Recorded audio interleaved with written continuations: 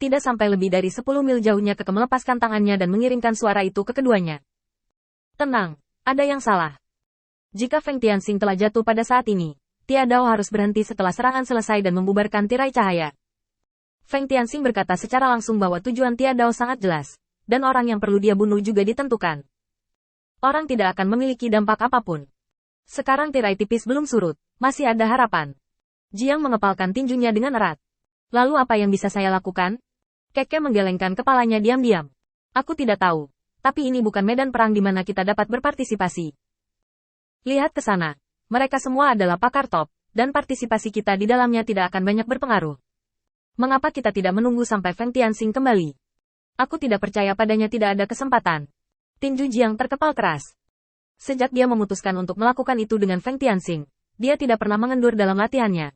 Tetapi sekarang tampaknya kultivasinya masih kurang, kekuatannya masih belum cukup, dan dia masih bukan orang yang bisa mengendalikan seluruh pertempuran. Situasi. Ginger sedikit frustrasi.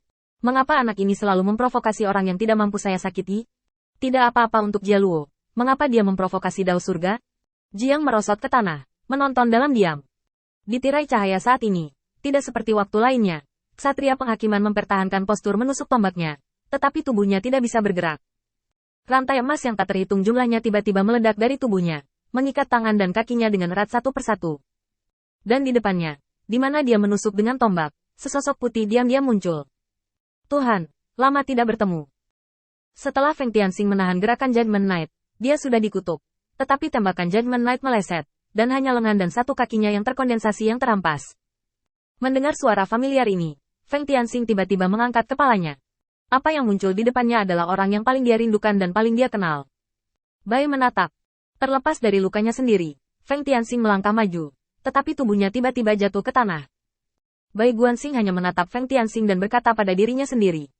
Tianxing, aku tahu kamu berada di tempat yang sangat berbahaya sekarang, dan kamu tidak memiliki pembantu untuk melewati malapetaka ini. Maaf telah membiarkanmu menanggungnya begitu lama. Tidak mudah bagimu untuk sendirian di antara para iblis. Terima kasih atas kerja keras Anda. Situasi saat ini adalah yang terburuk dari semua situasi deduksi. Anda harus mendengarkan apa yang saya katakan selanjutnya, dan tidak pernah mengucapkan sepatah kata pun. Aturan jalan surga selalu meninggalkan secerca kehidupan. Ini tidak akan pernah berubah. Sebagai seorang guru, saya telah mengintegrasikan diri saya ke dalam jalan surga dan mengetahui aturannya. Anda memiliki kesempatan untuk melarikan diri sekarang. Segala sesuatu di dunia diberikan oleh waktu. Jika kamu ingin melarikan diri, kamu harus keluar dari penjara waktu. Tianxing, ayolah, hiduplah. Saat suara itu berangsur-angsur menjadi lebih tipis, Feng Tianxing mengangkat kepalanya dengan susah payah. Dia ingin melihat tuannya Bai Guanxing untuk terakhir kalinya. Pidato bergaya ini hanyalah bagian terakhir dari kesadaran yang ditinggalkan oleh Bai Guanxing di dunia ini, dan ini mungkin terakhir kali dia melihatnya. Jalan kekuatan yang tak terhitung jumlahnya tiba-tiba meletus dari tubuh Judgment Knight. Dia tiba-tiba melepaskan diri dari rantai emas, menyapu tombak di tangannya, dan tubuh Bai Guanxing yang dipadatkan dengan kesadaran hancur berkeping-keping pada saat ini. Bising, ambil langkah selanjutnya. Menurut pemikiran ksatria yang berkuasa, jika Feng Tianxing tidak mati, dia akan kehilangan separuh hidupnya dengan tendangan ini. Sisanya hanya membersihkan ikan mati. Saat debu berangsur-angsur naik, ksatria yang berkuasa mengerutkan kening, dan segera meninju di belakangnya. Di kejauhan, suara teredam datang dari 8 tempat secara bersamaan. Hah? Kenapa kamu tidak memukulnya? Di depannya, tubuh Feng Tianxing perlahan berdiri, dan benang sutra merah tua untuk sementara bertindak sebagai bagian dari tubuh. Mata Feng Tianxing tertutup rapat, napasnya stabil, seolah-olah dia tertidur lelap. Knight of Judgment tampak bingung. Ini bukan gaya Feng Tianxing. Dalam keadaan seperti itu, dia harus membuka kesadarannya dan melihat tindakan lawan di matanya. Ini adalah strategi yang sempurna. Tetapi kesadaran mencari kemana-mana, dan bahkan tidak menemukan jejak yang ditinggalkan oleh kesadaran Feng Tianxing.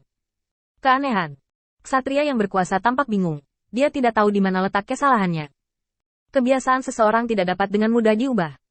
Karena kebiasaan harus dirangkum dalam perbuatan sukses yang tak terhitung jumlahnya selama bertahun-tahun.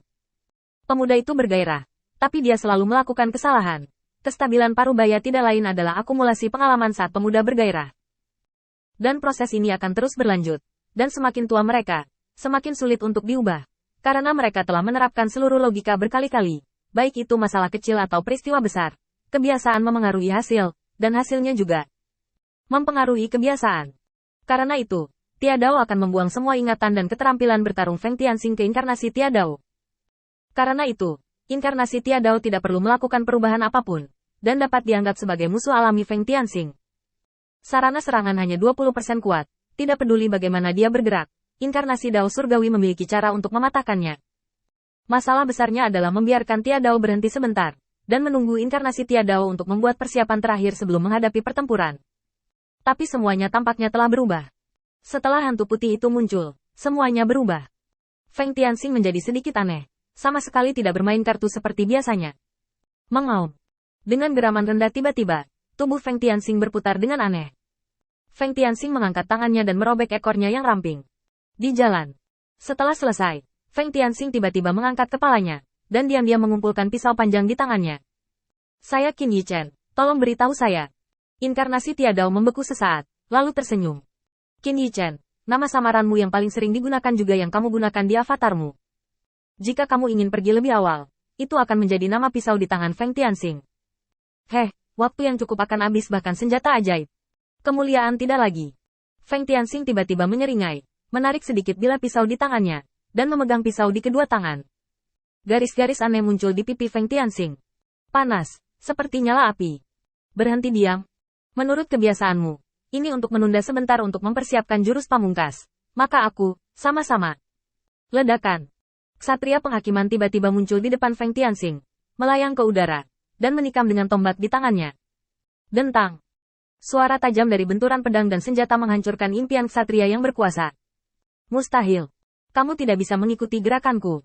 Ini adalah kelalaian Anda pada saat penyelidikan. Tidak mungkin. Sama sekali tidak mungkin. Ksatria yang berkuasa mundur tiba-tiba. Tombaknya menyapu. Dan kali ini, di belakang Feng Tianxing. Dia berada di belakang rute yang belum pernah dia gunakan.